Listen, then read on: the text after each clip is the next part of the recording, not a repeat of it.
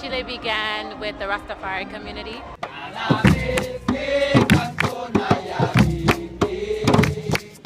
Chile has one of the largest growing Rastafari populations in the world, and through wanting to connect and research and strengthen a global current generation that I belong to of Rastafari, I became connected with the indigenous Afro-Chilean population of the region.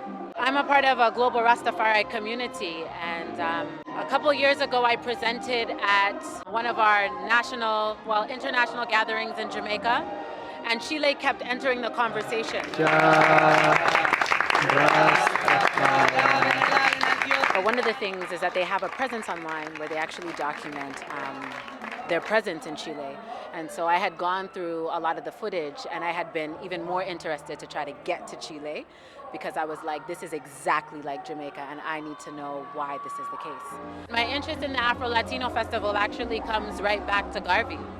Garvey toured Central America and South America right before he started the UNIAACL. And when I left my position as a researcher for the Ministry of Culture in Jamaica, I decided to re-embark on what is it that Garvey did 100 years ago to be able to make sense of what's happening right now. And Chile was one of the places that Marcus Garvey went to. He also went to Panama, he was also in Costa Rica, he also was in Peru.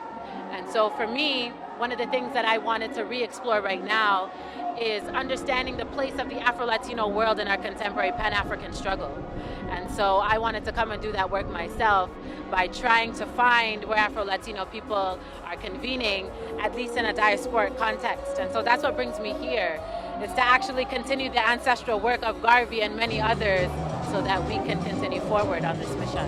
My connection to Garvey, in the immediate sense to Chile, came from my research post that I occupied in Jamaica through the Ministry of Culture. I was head of research at one of the national museums that's dedicated to the memory of Marcus Garvey.